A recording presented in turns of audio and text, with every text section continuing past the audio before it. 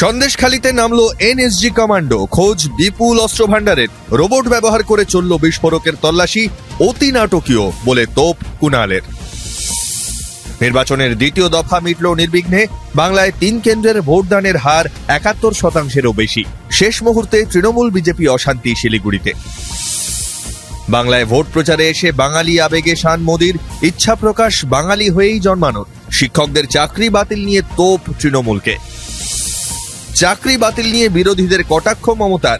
চাকরি খেকো মানুষ বলে বিধলেন বিজেপি সিপিএমকে। আদালতের ভূমিকায় অসন্তুষ্ট অভিষেক। ব্যালট নয়, ভোট হবে ইভিএমেই, রায় সুপ্রিম কোর্টের। বাতিল 100% ভিভিপ্যাট ভেরিফিকেশনের আর্জি। জোরালো রায়, মত প্রধানমন্ত্রীর। নেই বৃষ্টির সম্ভাবনা, তাপমাত্রার পারদ আরও বাড়ার আশঙ্কা আবহাওয়া অফিসের। চলবে দাবদাহ, এপ্রিলে ভাঙতে পারে 5 দশকের গরমের রেকর্ড।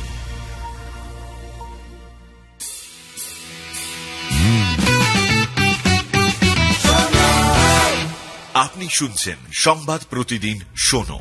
নমস্কার, আসছি বিস্তারিত খবরে।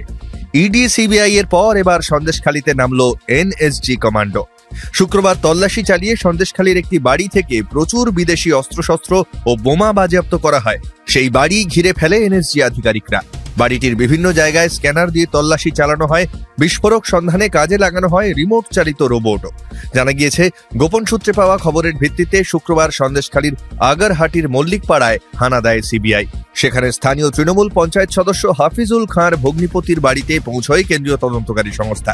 সেখান থেকে বেশ কিছু বিদেশি অস্ত্রশস্ত্র ও বোমা উদ্ধার করা হয়। এরপরই ওই বাড়িতে পৌঁছয় এনএসজি। ঘিরে ফেলা হয় পাশের ভেড়ি এলাকা। আলপথ ধরে রিমোট চালিত রোবট দিয়ে বিস্ফোরকের খোঁজে তল্লাশি চালায় এনএসজি।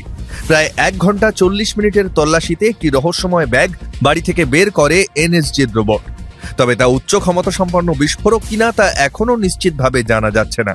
যদিও এই গোটা ঘটনাকে সাজানো বলেই মনে করছে শাসক শিবির। তৃণমূলের রাজ্য সাধারণ সম্পাদক কুণাল ঘোষ এই গোটা ঘটনাটিকে অতি নাটকীয় বলেই মনে করছেন। সামনেই লোকসভা নির্বাচন, তার আগে ভোট প্রভাবিত করার চেষ্টা করা হচ্ছে বলেই অনুমান শাসক শিবিরের নেতার। অন্যদিকে সন্দেশখালীতে নারী নির্যাতনের অভিযোগের তদন্তভার সিবিআইকে দেওয়া হয়েছে কলকাতা হাইকোর্টের তরফে। সেই নির্দেশের বিরোধিতা করে সুপ্রিম কোর্টের দ্বারস্থ রাজ্য সরকার। জানা গিয়েছে, আগামী 29 এপ্রিল সুপ্রিম কোর্টের বিচারপতি বি.আর. গাভাই ও বিচারপতি সন্দীপ মেহতার বেঞ্চে শুনানি হবে। নির্বিঘ্নেই মিটল নির্বাচনের দ্বিতীয় দফা। কমিশন সূত্রে জানা গিয়েছে, রাজ্যের 3 কেন্দ্রের গড়ে ভোট পড়েছে মোট 71.84%, যার মধ্যে বালুরঘাটে 72.30%, দার্জিলিংয়ে 71.41% ও রায়গঞ্জে 71.87% ভোট পড়েছে। শুরুতেই ভোটারদের বাধা দেওয়ার অভিযোগে সরব হন বিজেপি সভাপতি সুকান্ত মজুমদার। তৃণমূলের তরফেও ইভিএম সংক্রান্ত একাধিক অভিযোগ জমা পড়ে কমিশনের দপ্তরে। পরে বালুরঘাটে তৃণমূল কর্মীদের সঙ্গেও বচসায় জড়ান সুকান্ত মজুমদার। ঘটনার রিপোর্ট তলব করে কমিশন। বিক্ষিপ্ত অভিযোগ আসে রাজ্যের অন্যান্য ভোট কেন্দ্র থেকেও। তবে একেবারে শেষ মুহূর্তে গোল বাঁধে শিলিগুড়িতে। জানা গিয়েছে, দার্জিলিংয়ের বিজেপি প্রার্থী রাজু বিস্তাকে ঘিরে বিক্ষোভ দেখানো হয় শিলিগুড়িতে। গন্ডগোলের জেরে রাজু বিস্তা একাই বুথে ঢোকেন। পরে তিনি বুথ থেকে বেরিয়ে যাওয়ার পর তৃণমূল বিজেপি সমর্থকদের মধ্যে বচসা, হাতাহাতি পর্যন্ত হয়। সামগ্রিকভাবে গোটা দেশে তেমন অশান্তির খবর মেলেনি। বিক্ষুব্ধ ঘটনার প্রসঙ্গ বাদ দিলে নির্বিঘ্নেই মিটল দ্বিতীয় দফার ভোট। বিকাল 5টা পর্যন্ত ভোটদানের নিরিখে দেশের মধ্যে শীর্ষে রয়েছে ত্রিপুরা। কমিশন সূত্রে জানা গিয়েছে, ভোট পড়েছে 76.23%। বাংলায় ভোট প্রচারে এসে বাঙালি আবেগে শান প্রধানমন্ত্রী। শুক্রবার মালদহ উত্তরের সভা থেকে নিয়োগ দুর্নীতি নিয়ে তৃণমূলের বিরুদ্ধে ফের সরব হলেন মোদি। বললেন, যুব প্রজন্মের ভবিষ্যৎ নিয়ে ছেলে খেলা করেছে তৃণমূল। 26,000 পরিবারের রুজি রুটি শেষ করে দিয়েছে। শুধু চাকরি দুর্নীতি নয়, আরও একাধিক দুর্নীতির ইস্যুতে এদিন রাজ্য সরকারকে দুষেছেন মোদি। যদিও এদিন সভার শুরু থেকেই নিজেকে বাংলার আপন বলে প্রমাণ করার চেষ্টা চালান মোদি। তার কথায়, একসময় শিল্প, সংস্কৃতি, দর্শন, প্রগতি সবেতেই এগিয়ে ছিল বাংলা। আজ যা ক্রমশ পিছিয়ে পড়ছে। তার কথায়, আমার বাংলাকে এভাবে ভেঙে পড়তে দেব না, আপনাদের ভালোবাসা ব্যর্থ হতে দেব না, এই ভালোবাসা ফিরিয়ে দেব। পাশাপাশি এদিনের সভায় অভাবনীয় সাড়া পেয়ে আবেগে ভাসেন প্রধানমন্ত্রী মোদি। বলেন, এত ভালোবাসা কপালে জোটে না। মনে হয় আমি গত জন্মে বাংলায় জন্মেছিলাম, অথবা পরের জন্মে আমি বাংলায় জন্ম নিতে চলেছি। ওয়াকিবহাল মহলের মতে প্রধানমন্ত্রীর এই মন্তব্য শুধু আবেগের ফসল নয়, এর নেপথ্যেও রয়েছে ভোট অঙ্ক। ভোট প্রচারে বিজেপিকে বাংলা বিরোধী হিসেবে তুলে ধরার চেষ্টার কোনো কসুর করছে না তৃণমূল। মনে করা হচ্ছে সেই প্রচারেরই পাল্টা দিতে বাংলার প্রতি নিজের ভালোবাসার কথা এমন ফলাও করে ঘোষণা করলেন প্রধানমন্ত্রী। এসএসসি মামলায় কলকাতা হাইকোর্টের রায়ে প্রথম থেকেই সমর্থন জানাননি মুখ্যমন্ত্রী মমতা বন্দ্যোপাধ্যায়।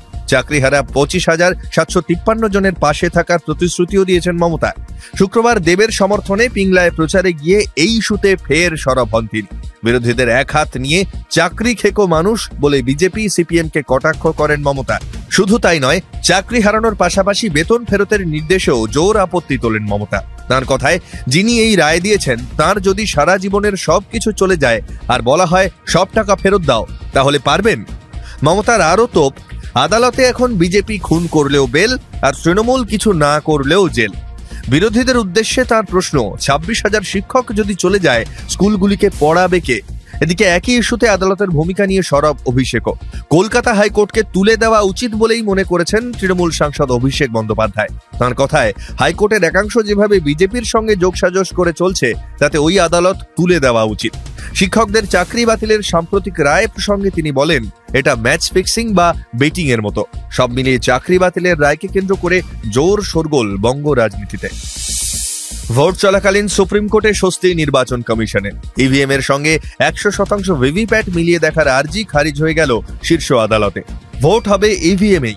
লোকসভা নির্বাচন চলাকালীনই সুপ্রিম কোর্টে ইভিএম এর ভোটের সঙ্গে ভিভিপ্যাট স্লিপ মিলিয়ে দেখার আবেদনের শুনানি শুরু হয়। ব্যালটে ভোট গ্রহণ চেয়েও আবেদন জমা পড়ে। ভোটে কারচুপি রুখতে ভোটারদের হাতে ভিভিপ্যাট স্লিপ তুলে দেওয়ারও প্রস্তাব ওঠে। তবে শুক্রবার সুপ্রিম কোর্ট জানিয়ে দিয়েছে 3টি আর্জি খারিজ করা হলো। বিচারপতি সঞ্জীব খান্না ও দীপঙ্কর দত্তের বেঞ্চের মতে, অন্ধভাবে কোনো ব্যবস্থাকে অবিশ্বাস করলে অযৌক্তিক সন্দেহ তৈরি হয়। তবে নির্বাচন কমিশনকে ভিভিপ্যাট সংক্রান্ত 2টি নির্দেশ দিয়েছে সুপ্রিম কোর্ট। প্রতীক লোড করে দেওয়ার পরে ইভিএম সিল করে দিতে হবে। 45 দিনের জন্য এই ইভিএম সংরক্ষণ করতে হবে। তাছাড়াও দ্বিতীয় বা তৃতীয় স্থানে থাকা প্রার্থীদের অনুরোধে ইভিএম এর পুড়ে যাওয়া মাইক্রো কন্ট্রোলার খতিয়ে দেখতে পারেন ইঞ্জিনিয়াররা। তবে খরচ বহন করতে হবে প্রার্থীদের। ইভিএম এর কারচুপি ধরা পড়লে প্রার্থীদের টাকা ফেরত দেওয়া হবে। সুপ্রিম রায়কে স্বাগত জানিয়েছেন প্রধানমন্ত্রী মোদী। তার কথায়, শক্তিশালী রায় দিয়েছে সুপ্রিম কোর্ট। এ প্রসঙ্গে বিহারের জনসভা থেকে কংগ্রেস ও আরজেডিকেও তোপ দাগলেন মোদী। এপ্রিল মাস জুড়েই চলবে দাবদাহ। হাওয়া অফিসের পূর্বাভাস, রেকর্ড গড়ে তাপমাত্রা ছাড়িয়ে যেতে পারে 44 ডিগ্রি, যার ফলে প্রয়োজন ছাড়া সকাল 11টা থেকে বিকেল 4টে পর্যন্ত আম জনতাকে রোদে না যাওয়ার পরামর্শ বিশেষজ্ঞদের। আলিপুর আবহাওয়া দপ্তর জানিয়েছে, দক্ষিণবঙ্গে 1 থেকে 3 ডিগ্রি সেলসিয়াস পর্যন্ত বাড়বে তাপমাত্রা।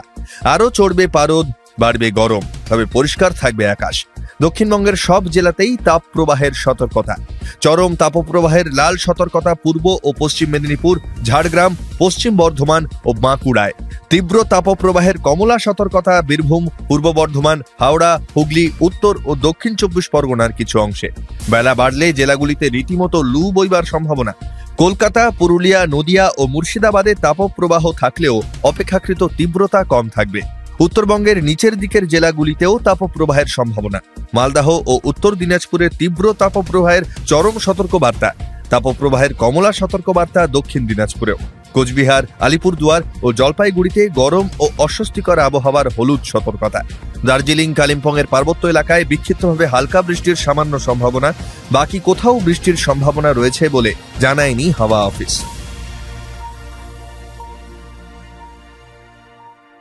শুনতে থাকুন সংবাদ প্রতিদিন শোনো।